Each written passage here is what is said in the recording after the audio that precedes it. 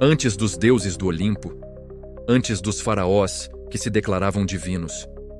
No coração da Mesopotâmia existia um panteão poderoso que governava o céu, a terra e o destino de cada ser humano.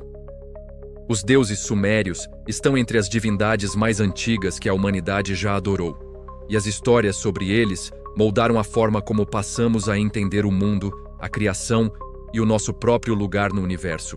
Hoje vamos viajar mais de 6.000 anos no tempo para conhecer quem eram esses deuses e por que eles eram tão importantes. Para os sumérios, que viveram onde hoje é o sul do Iraque, os deuses não eram figuras distantes. Eles estavam em tudo. Uma seca devastadora, uma colheita farta, a vitória numa guerra ou a chegada de uma doença. Tudo era uma manifestação direta da vontade divina. Os humanos não eram vistos como seres independentes, mas sim como servos criados com um único propósito: servir aos deuses. Isso significava construir templos grandiosos, chamados zigurates, realizar rituais complexos e oferecer sacrifícios para manter os deuses satisfeitos. Viver em harmonia com eles não era uma opção. Era a única forma de garantir a sobrevivência. Ignorar suas vontades era convidar o caos e a destruição. No topo desse panteão estava Anu, o Deus Supremo, Senhor dos céus e da abóbada celeste. Ele representava a ordem cósmica, a autoridade máxima e o poder absoluto. Embora fosse frequentemente descrito como uma figura distante, quase inacessível, sua bênção era fundamental. Nenhum rei poderia governar e nenhuma lei poderia ser estabelecida sem a aprovação de Anu. Ter seu nome invocado era legitimar o poder na terra.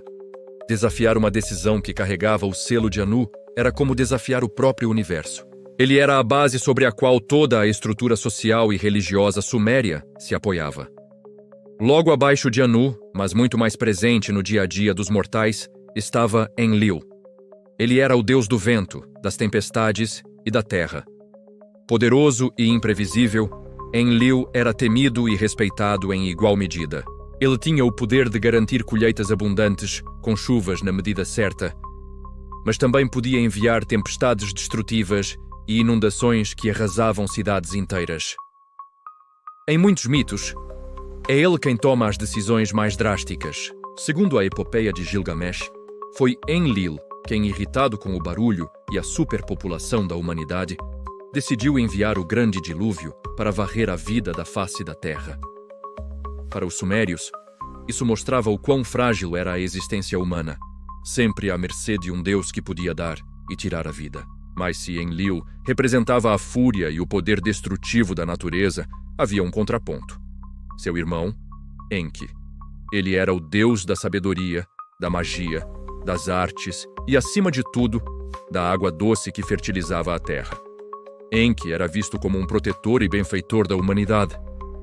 Os mitos contam que foi ele quem ensinou aos humanos os segredos da agricultura, da arquitetura, da escrita e da lei. Ele organizou o mundo e atribuiu a cada ser seu devido lugar. No mito do dilúvio, enquanto Enlil queria a destruição, foi Enki quem, secretamente, alertou um homem chamado Ziusudra para construir uma grande embarcação e salvar a si mesmo, sua família e os animais. Enki representa a inteligência e a astúcia como ferramentas de sobrevivência, um farol de esperança contra as forças do caos. Além dessa trindade principal, havia muitos outros deuses importantes. Inanna, conhecida mais tarde como Ishtar, era a deusa do amor, da fertilidade e da guerra. Uma figura complexa e poderosa que protagonizava seus próprios épicos de descida ao submundo. Havia também Nana, o deus da lua, e seu filho Utu, o deus do sol e da justiça, que via tudo o que acontecia na terra. Cada cidade-estado suméria tinha seu próprio deus padroeiro, e a rivalidade entre as cidades era muitas vezes vista como um reflexo da rivalidade entre seus deuses. O mais fascinante sobre a mitologia suméria é como suas histórias ecoaram através do tempo. A narrativa da criação do homem, a partir do barro, para servir aos deuses. O conto de um grande dilúvio enviado para punir a humanidade. E a figura de um herói que sobrevive em um barco. Soa familiar, não é? Muitos desses temas e arquétipos reaparecem, com novas roupagens nas mitologias acadiana, babilônica, assíria e até mesmo em textos bíblicos.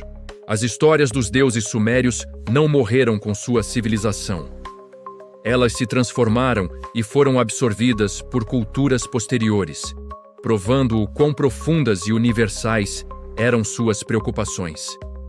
Mesmo que seus nomes tenham sido esquecidos pela maioria, os deuses da Suméria continuam vivos nas fundações das histórias que contamos até hoje. Eles nos mostram as primeiras tentativas da humanidade de compreender o mundo, a natureza e o divino, criando narrativas que davam sentido à vida e à morte.